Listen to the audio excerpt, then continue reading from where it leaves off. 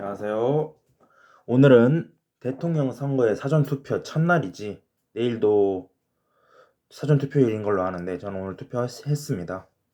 아침 일찍 할 수도 있었지만 아침 일찍 엄마랑 같이 가려고 했는데 엄마가 오후 출근이라서 엄마가 이마트에서 일하십니다. 왜 그렇게 돈을 많이 버는 직업은 아니야. 뭐 그렇지.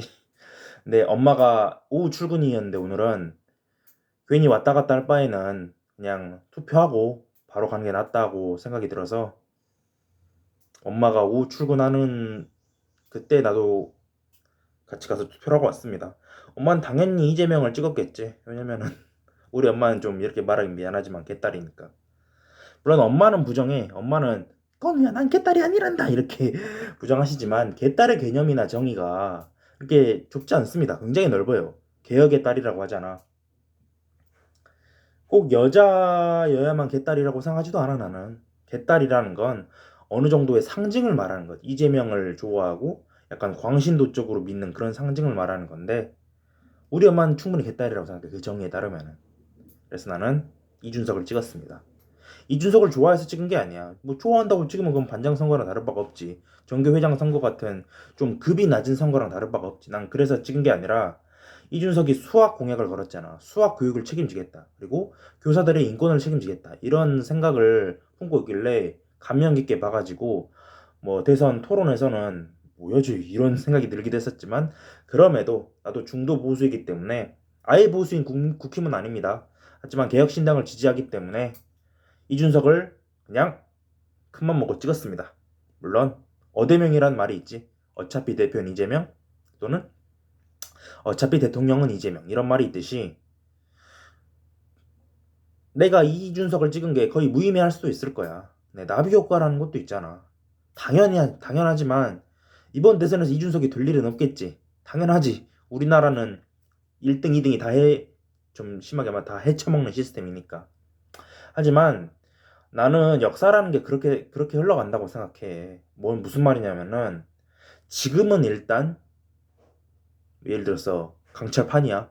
사람이 호모사피엔스의 주먹으로 막 때려도 강철판은 아무렇지도 않겠지. 하지만 그 정도의 충격은 당연히 강철판이라고 해도 아예 비브라늄이 아닌 이상 흡수되지 않, 그러니까 완전히 무효화시키지 못하고 누적돼 있을 거라고. 완전히 흡수 방출이 아니라 누적돼 있을 거라고. 물론 사람이 강철로 된 판을 뚫기 위해서는 정말로 많이 때려야 될 거야. 그런 점에서 한 사람당 한 표밖에 줄 수 없는 이 선거 시스템에서는 내가 이준석을 지지해봤자 나 한 명이잖아. 나 한 명 지지한다고 해서 그렇게 이준석이 대통령 되는 데 영향을 줄 수 없겠지 당연히. 하지만 선거라는 건 단순히 결과만이 전부가 아니잖아.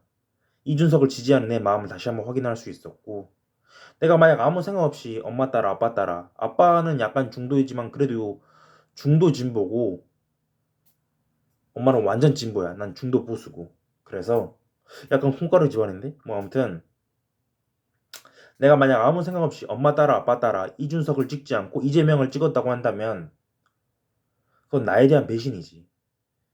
나 자신에 대한 배신이고 나에 대한 패배이기 때문에 그것도 내 인생에 영향을 분명히 미칠 거라고 봅니다. 그러니까 형이상학적인 얘기라는 건 나도 인정해. 근데 보이지 않는 흐름이나 주파수라는 게 있잖아. 무슨 끌어당김의 법칙을 말하는 게 아닙니다. 내가 그 법칙을 아무리 뭐 많이 공부해서도 그걸 믿는 게 아니야. 그런 소리를 하는 게 아니라 끌어당김의 법칙을 말하는 게 아니라 난 그냥 그렇게 생각하는 것 같아. 설사 무의미해 보인 저항이라도 뭐 이런 클리셰 있잖아. 설마 그때 일격이 지금 영향을 미치다니 이런 식으로. 그러니까 두 가지 선택이 가능했었겠지. 이준석 찍는 걸 포기하고 이재명을 찍던가 오늘 했던 것처럼 부모의 뜻에 따라 이재명 찍는 거 포기하고 이준석 찍던가. 난 두 번째 길을 선택했고 뭐 김문수나 제3, 4의 인물들은 당연히 생각도 안 했고 그렇기 때문에 내가 이준석을 찍었다는 건 이준석이 한 표를 행사하다는 것만을 말하는 게 아니라 반대로 이재명으로 갈 수 있었던 한 표를 내 자유의지에 의거해서 빼앗아서 이준석으로 넣었다는 거잖아. 이것만으로도 당연히 이번 대선에서는 아무런 변화가 일어나지 않을 거야.